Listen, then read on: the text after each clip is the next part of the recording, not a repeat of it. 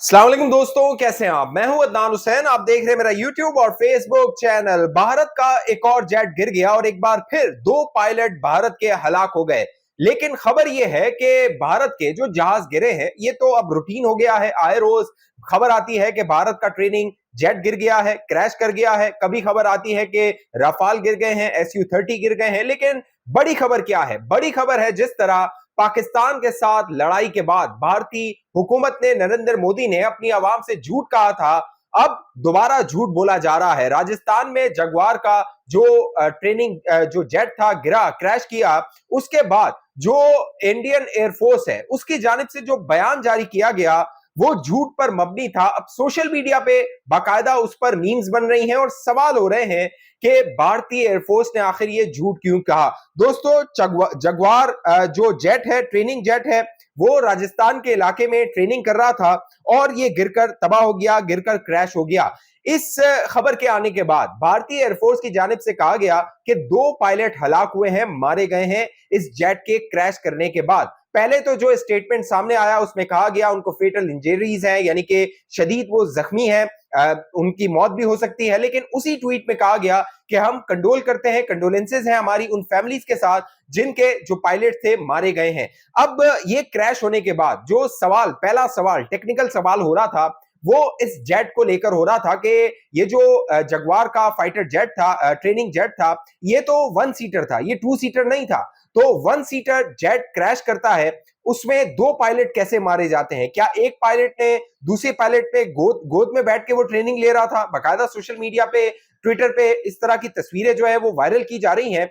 अगर इस जगवार जेट का आप सीरियल नंबर देखिए, टेल नंबर देखिए, तो वो है JS159। अगर JS159 की आप डिटेल लेंगे, जाइए चैट जीपीटी को कहिए कि मुझे जगवार सीरियल नंबर JS159 की डिटेल दीजिए, तो वो आपको बताएगा कि इस सीरियल नंबर के जो जगवार जेट्स हैं वो वन सीटर हैं, टू सीटर नहीं है। तो भारतीय एयरफोर्स से पहला सवाल तो ये बनता है कि क्या आपने झूठ बोला है? क्या भारतीय आवाम को एक बार फिर जिस तरह पाकिस्तान के साथ लड़ाई के बाद कहा गया, जंग के बाद कहा गया कि जो हमारे रफाल जेट हैं वो गिरे नहीं है, दुनिया कह रही थी, रफाल बनाने वाली कंपनी कह रही थी कि जो जेट्स हैं वो तबाह हुए हैं, हम इंस्पेक्शन करना चाहते हैं। लेकिन भारतीय नागरिकों को, भारतीय आवाम को यह बताया गया कि नहीं, ऐसा कोई मामला नहीं है। फिर क्या हुआ?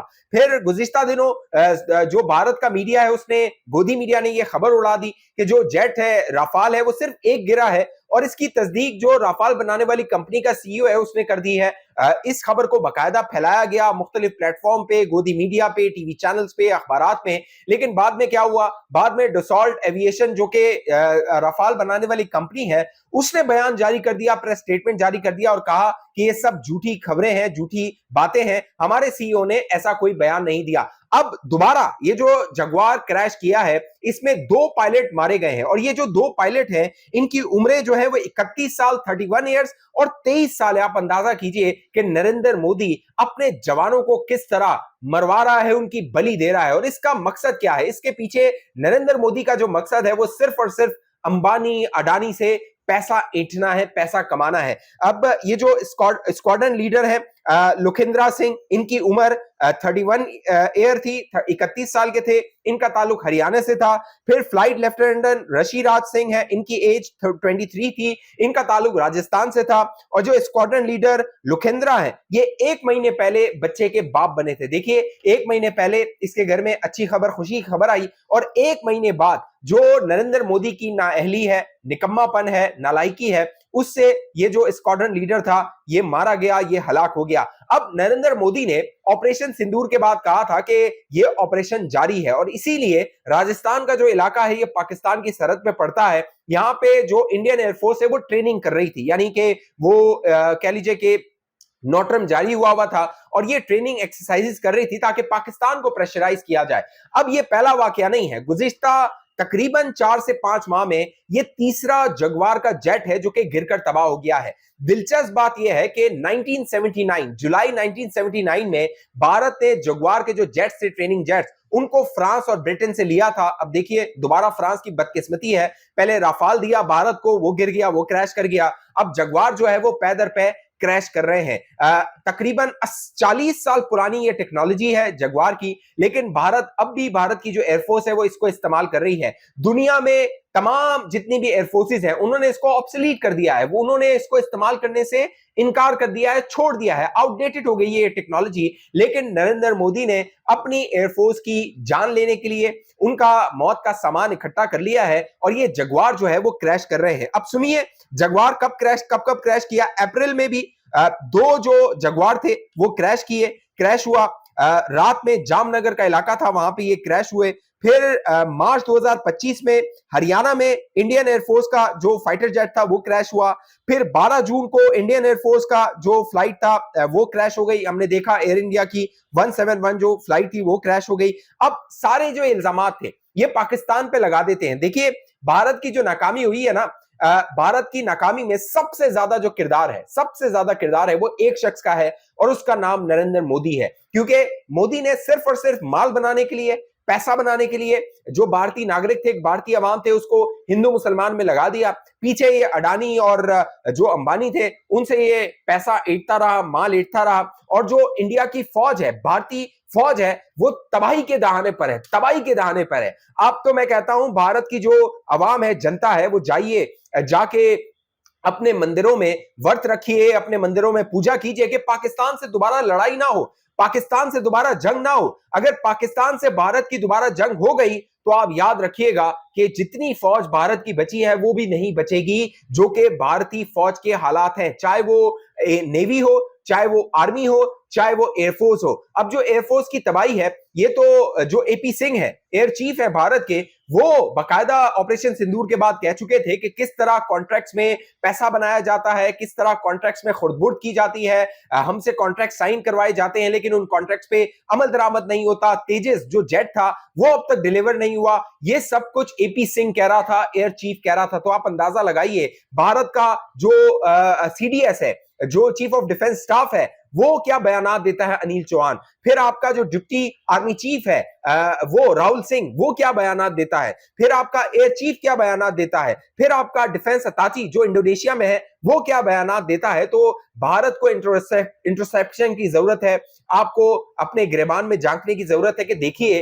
कि पाकिस्तान आपकी इतनी फैंटी क्यों लगा रहा है। अब जो जगुआर क्रैश किया है उसके बाद बड़ी कंट्रोवर्सी जो मैंने शुरू में बताया ये बन गई है कि क्या इसमें कोई सिविलियन हलाकतें भी हुई हैं, सिविलियन भी मारे गए हैं। क्योंकि वहां पर जो फील्ड थी, बाकायदा आप देखिए खेत है जहां पर ये जगुआर जेट गिरा है, वहां पे धुआं उठ रहा है। एक जो किसान था जो कि वहां फील्ड में मौजूद था, उसने बताया कि हमने दूर से देखा कि धुआं उठ रहा है तो हम करीब गए तो देखा वहां पे कोई जेट गिरा हुआ है। और जो पायलट थे, दिलचस्प बात क्या है, पायलट जो थे उन्होंने इजेक्ट करने की कोशिश की। यानी कि ये दोनों पायलट जो हैं, इनमें स्क्वाड्रन लीडर सुकुंद्रा सिंह और फ्लाइट लेफ्टिनेंट ऋषि राज सिंह, इन दोनों ने कोशिश की कि इजेक्ट करें बकौल जो जराए हैं उनके मुताबिक, लेकिन जो इजेक्ट का सिस्टम था वो जो है वो मेल फंक्शन हो गया, वो जो है वो फंक्शन उसने नहीं किया और ये दोनों मारे गए। अब पहला सवाल तो ये है कि इंडियन एयरफोर्स को क्लियर करना चाहिए कि जिस मेक का, जिस सीरियल नंबर का, जिस टेल नंबर का ये जेट है JS159,